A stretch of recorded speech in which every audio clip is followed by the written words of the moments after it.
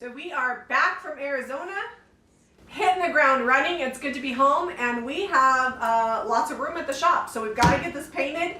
We're going to show you today how we get things done quickly and show you rearranging the shop and filling it up so it's ready to open on Tuesday.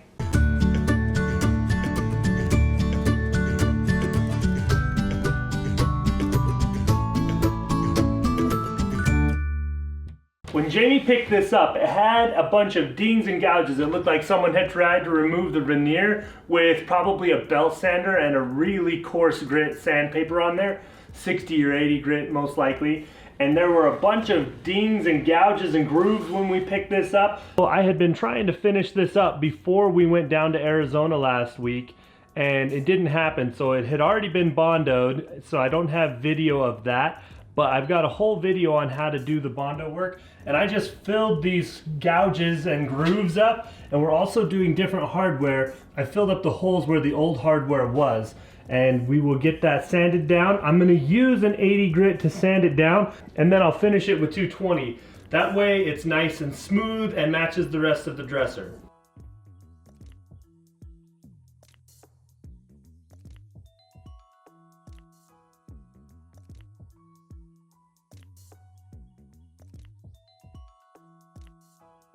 You can see here I've gotten down through the paint, and some of the veneer is left on and some is not. That's where it was discolored, and I've got highs and lows. That's gonna be okay when we paint this again. Most of this is smoothed out, but everywhere I expose the wood, I've got a potential to have bleed through come back up through my paint. And this already had some yellowing on it, so I'm gonna use shellac, and this will block in the stains. I'll do 2 coats, and that'll keep me from having that yellowish bleed through effect or any stains come through this old piece. That's gonna block that in really nice.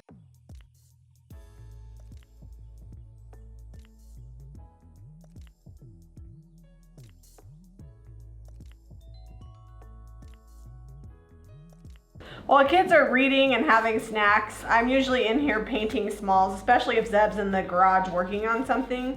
This is pretty true to real life, what goes on around here most days. In the background, I've got some stuff drying that I washed to take to the shop so it can be ready. And really, we just need to restock, get all of our smalls done, couple large pieces of furniture, and then get it all set up.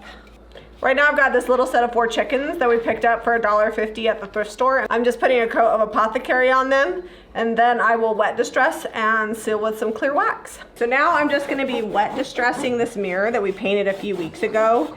By the time I'm done with this, these chickens will be almost dry.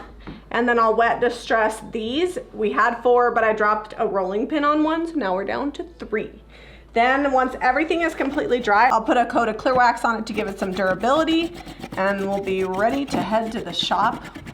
Hopefully Zeb gets that piece in the garage painted and sealed in the same amount of time. We'll see. The shellac is dry. It's been sitting in here about 20 minutes. I've got 2 coats on it. I've got some DIY white swan loaded up in my hopper. I've gone 3 parts paint to 1 part water, and then 2 tablespoons extra on the water to thin the DIY paint out. It's clay based, so it takes a little bit more water to thin that out enough to spray. I'm gonna be spraying it at about 65 to 70 PSI, right in that range.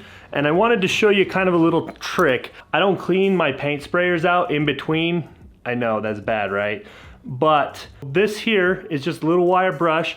Sometimes it'll get a little paint built up on the nozzle. I just keep this gun always loaded up with white paint in it. This is the white paint gun.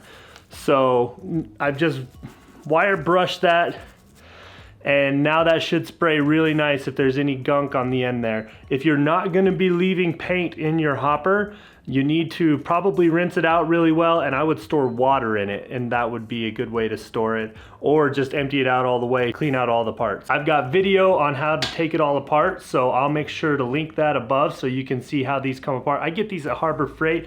They're usually on sale for about 10 bucks when I pick them up. This dresser was already painted a pretty light color, so when we go to cover it up with the white swan, I'm basically getting 1 coat coverage.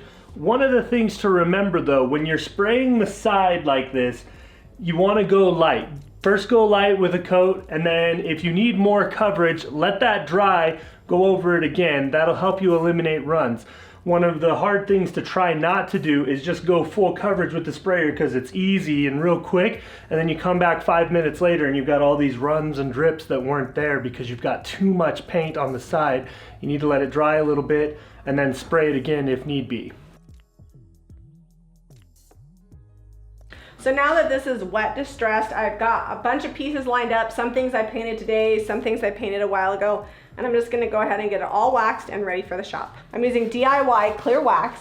We have a whole video on the ins and outs of waxing furniture and decor, so I'll have Zeb drop that link. It's really pretty simple, and I love this wax because it's nice and creamy and doesn't require a lot of effort to get on my piece. I'm putting it on with a wax brush. This one's made by Paint Pixie. It's my favorite. If you don't have a wax brush, you can also use a lint-free rag.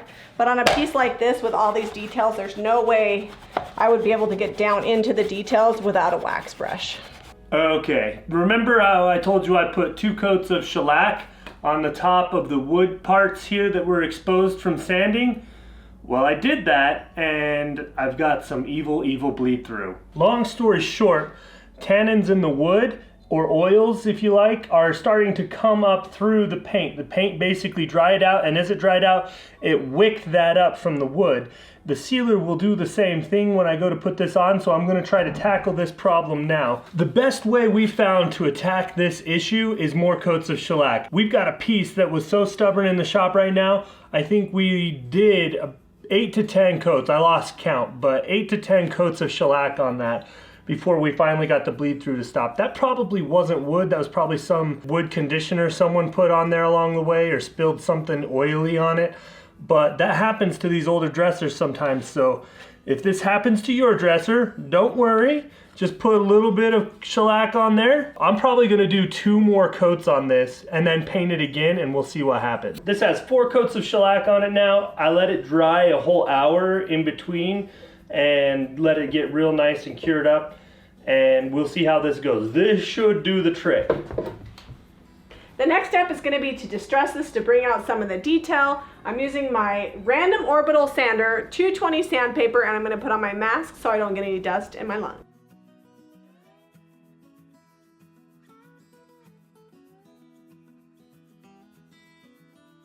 I'm gonna go ahead and seal this up with Sweet Pickin's top coat, and then this dresser will need knobs and it'll be ready to go to the shop.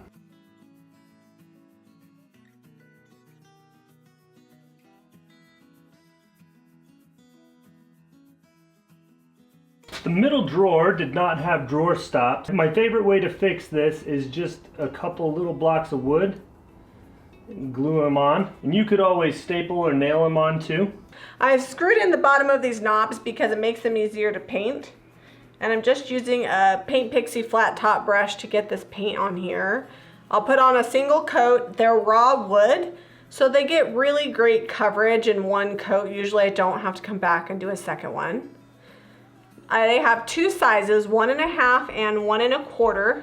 And I'm going to use the IOD 1.5 for the big drawers, and the little drawers will get the 1 1/4 knobs. Got the IOD knob topper stamps and the flexi stamper, and Jamie has selected 2 florals, one for the 1 1/4 and one for the 1.5 inches, and just gonna use the black ink and stamp this on here. These ink pads come blank. We're using the IOD black ink on this one. We've already inked this pad here. Ink will give you a much more precise transfer of the image from the stamp. If you're using paint, you're gonna find that it's not as crisp as ink. I like paint for applications where I want it to look hand painted, and I like ink for more detailed stamps so you get all the pretty detail on there. And these florals are pretty detailed. You can use just ink and a brayer, but the ink pad gets the ink on there a lot more evenly, and you'll get a much better image. So when we come to the shop, one of the things we have to do is kind of play like Tetris, figuring out where all the pieces are gonna fit.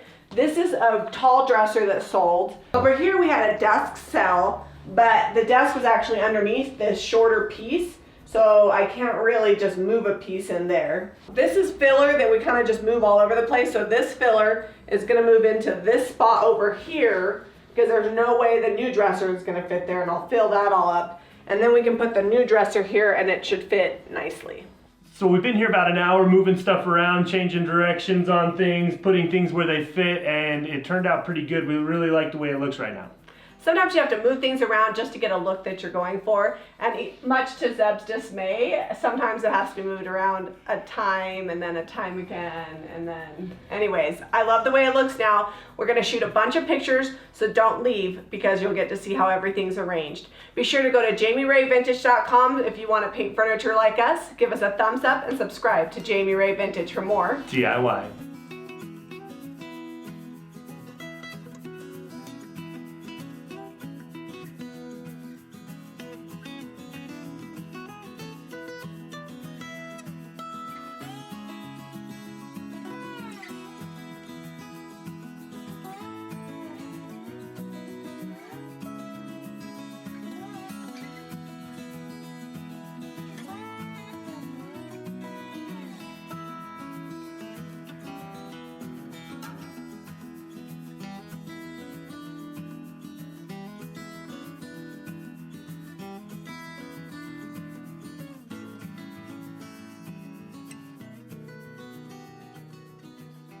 Hit the subscribe button.